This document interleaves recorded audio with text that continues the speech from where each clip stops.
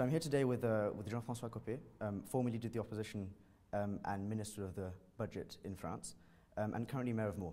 Now, first of all, thank you very much for being with us today. Thank you. And it's obviously an honor for us to receive you as the first French speaker at the summit. Now, could you just tell us how have you enjoyed your time at the summit so far?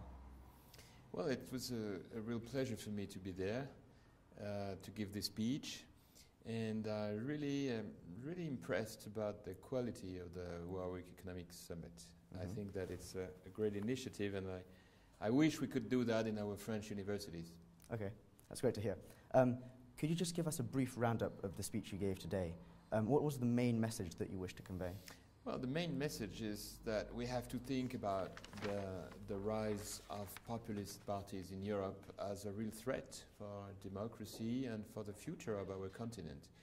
And this means that we have to think about what kind of political and economic answers. And the message I would like to convey is to say that the main answer is probably in the lack of results. The question of efficiency for established governments is probably the main question. The fact that in many countries in Europe we've been failing in the way we could reduce public spending and employment rate to get back to a better growth. These questions are probably the main reproaches that are on the table. And in my opinion, we really have to think about the capacity to be more efficient in the way we are implementing political reforms. Now that's very interesting. And during your speech, you said that countries like my country should have implemented structural reforms a long time ago. Now, you talk of yourself as a big fan of Jacques Chirac, if I'm not mistaken. So I'd just like to go back a bit in time and ask you, whilst he had arguably the clearest political mandate in the history of the Fifth Republic, why do you think that he did not carry out the structural reforms that were needed for France at that time? Probably because it was not in his roadmap. When you think about the way he campaigned, at that time the right wing was deeply divided between the two main leaders, Mr. Chirac, who won, but also Mr. Balladur, who lost. And at that time, this division brought Jacques Chirac to a program which was not a program of structural reforms. And it was very difficult for him because he didn't have the room for maneuver because of that. And this is why I consider that the next election will be the election of truth. I think that you have to sign a sort of contract with the French people by saying, okay, if you elect me, this is exactly what we are going to do. And these decisions that are structural reforms, that are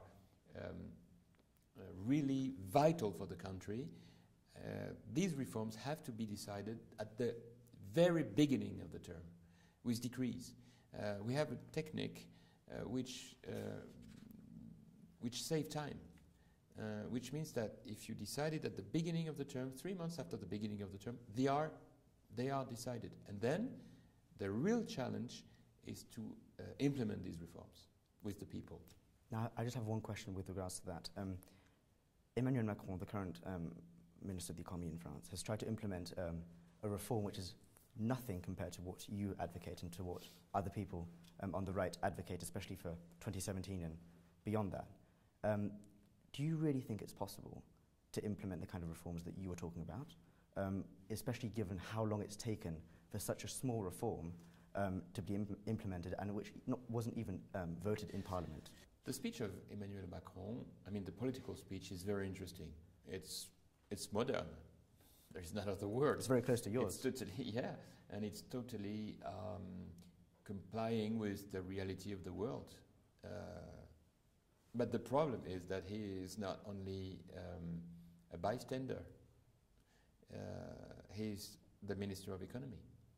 And when you are Minister of Economy, you are not only there to comment actuality, you are there to be efficient, to make decisions. And the problem is that when I'm saying that the real problem of French politics is that we are not able to make a short link between what we announce and what we implement, we have with Emmanuel Macron the terrible proof of my argument, and that's why I say it's not enough when you are the Minister of Economy to be modern, to be charming.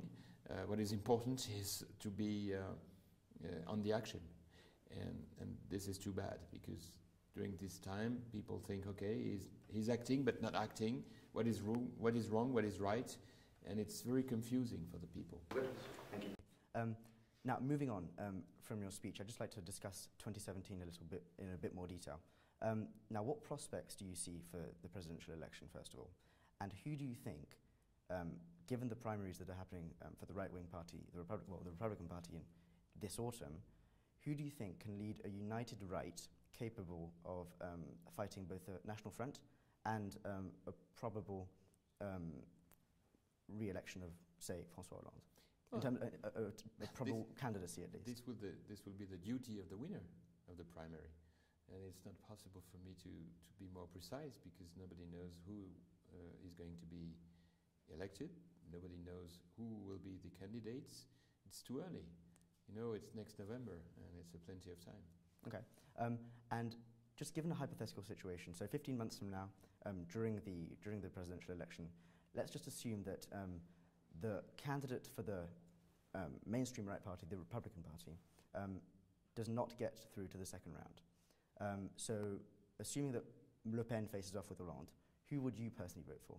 No, this cannot be the question today. I mean, this debate is fiction. Nobody can imagine that this kind of thing can happen with the primary and the fact that we are going to choose someone who will be the candidate of all our political family. Okay. Now, you stepped down as leader of the opposition in 2014 after occupying other important positions in the past, including Minister of the Budget. You then decided to engage in an 18-month-long kind of, I wouldn't say campaign, but a tour where you visited a lot of different French people.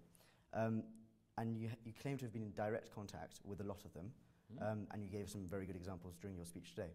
What exactly have you learned from that? Well, first of all, it was a way for me to confirm my intuitions about the French disease. The fact that many of my fellow citizens are asking themselves about the future of the country. What will be the content of growth? What will be the organization of our public administration? What will be the capacity to create jobs? What will be next? And they are waiting for the political leader who will be able to explain that, to give these answers. And today they are very skeptical, and some of them are really feeling like panicked by the situation. So I think we really need to bring them strong answers, but not, I wouldn't say panicking answers, serious answers, you see.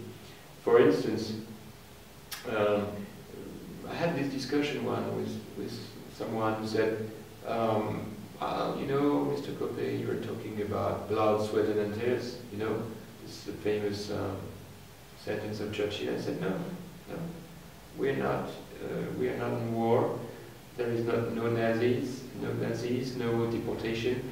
We are talking about the way we are maybe going to reduce the part of reimbursement of medicine, maybe postpone the construction of a road or a place. It's not exactly the same situation, so please keep cool and let's see what we can do together in order to upgrade the country by just doing a little bit more for it. Okay, and with regards to you personally, how has the 18-month break that you've taken from, well, media break at least that you've taken, because you've still been in politics, how has that changed you personally? Well, you know, when you are you're not having a leadership anymore, after having it for years, it's a way for you to just go into your personal thoughts about why you are doing all that, what's the sense of your life, what's your sense of the political commitment, and what you can do to help the country in the future, you see. So it's very important in a career, but not only in political career, in any kind of career. You will have that we will have probably to face that once. And I'm glad you talk about the future as well. And it's profitable, because it's the way for you to just think the sense of your life. Okay. I'd just like to finish off with one last question. Going back to the speech that you gave today and comparing it to that of Enrico Letters. You said that we cannot have the same currency and different budget and fiscal policies within the European Union. So as advocated by Mr. Letta today, would you pledge for a common European budget? At least a convergence. Could you be more precise as to what that means? I can. My opinion is that we really need to make an effort to converge public spending, to harmonize the military effort, to see how we can be closer to the average level of Europe in all this part of the public action. I mean, healthcare, pension system, labor legislation, tax legislation. There are many questions on which we can improve the capacity to harmonize our policy, and we're not doing it today. And this is probably the main risk for the future of the euro currency. Do you think it's feasible to carry out such reforms within 5 years, so between 2017 and say 2022? This is at stake. We have to do it, and especially the big countries. I mean, if we are able, France and Germany, to harmonize our strategies, this will be much better for Europe. Okay. Well, thank you very much for your intervention, and it's really been a pleasure to have you at the summit so far. So thank you. You will be a future journalist. Journalist, I don't know. Maybe. Thank you. Thank you very much. Thank you.